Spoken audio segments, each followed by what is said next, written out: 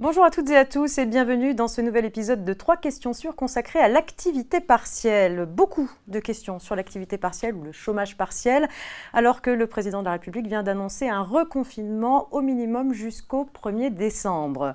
À mes côtés, Catherine Sébat, rédactrice en chef adjointe de la RFPAY, qui vient de nous apporter ses éclairages sur les 3 questions sélectionnées par la rédaction. Bonjour Catherine. Bonjour Marianne.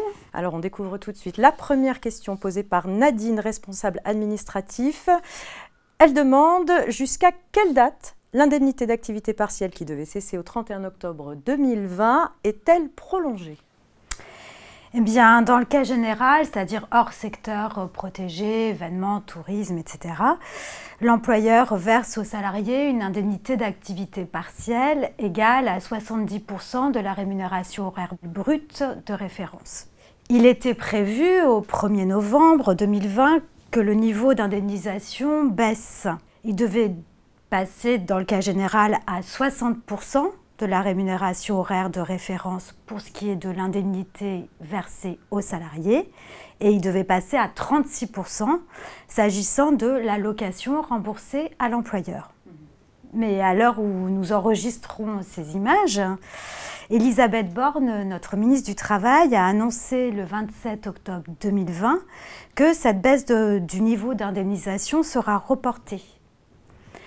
A priori, pour le cas général, l'indemnité versée aux salariés reste fixée à 70% de la rémunération horaire brute de référence.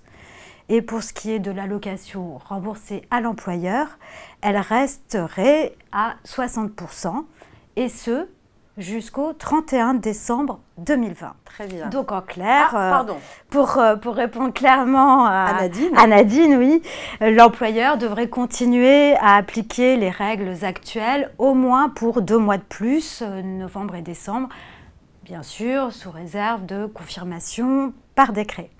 Et pour ce qui est des secteurs protégés, événements, tourisme, etc., les règles ne devraient pas changer non plus, ni en novembre, ni en décembre 2020.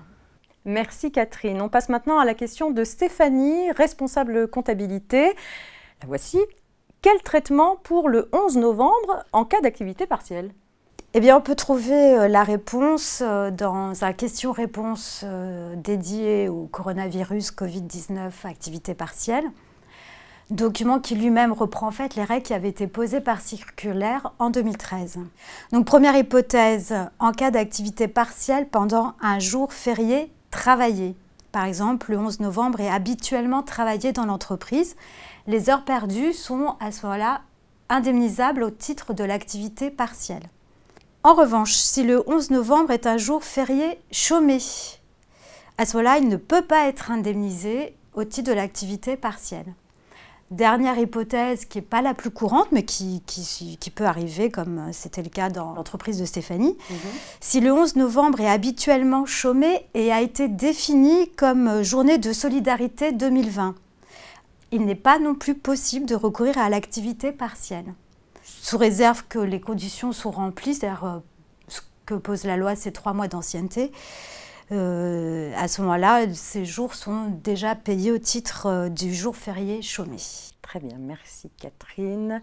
On passe à la question de Vanessa, c'est déjà la dernière question. Vanessa est responsable paye. Elle nous demande, petite entreprise sans accord de branche, je fais comment pour demander l'activité partielle de longue durée, l'APLD, comme on l'appelle ? Bien, bon. Pour mémoire, le dispositif d'activité partielle de longue durée dit APLD, c'est un dispositif temporaire qui est destiné à assurer le maintien dans l'emploi pour les entreprises qui sont confrontées à une réduction d'activité durable, mais qui n'est pas de nature à compromettre leur pérennité. Dans ce dispositif, l'employeur s'engage en termes de garantie d'emploi. Il peut être mis en place de 2 façons.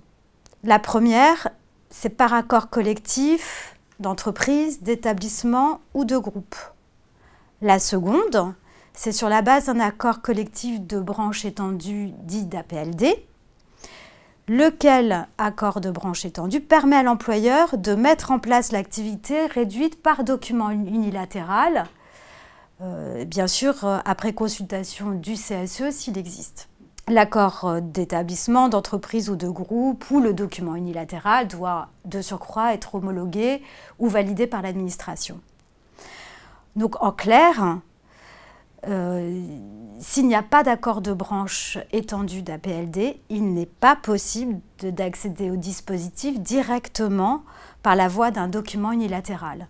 Donc Vanessa, si elle est dans le cas où il n'y a pas d'accord d'APLD, elle doit nécessairement recourir à la négociation d'entreprise. D'accord.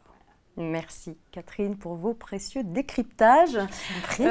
Comme je vous l'ai dit, il y a eu énormément de questions, donc je vous rappelle que vous pouvez retrouver toutes ces précisions sur les questions abordées et celles auxquelles on n'a pas pu répondre dans nos publications de novembre, à savoir RF Social, RF Paye et également le feuillet hebdomadaire, sans oublier nos 2 dictionnaires social et paye dans lesquels vous retrouverez des études pratiques dédiées à l'activité partielle en temps de Covid et qui sont régulièrement mises à jour en fonction de l'actualité.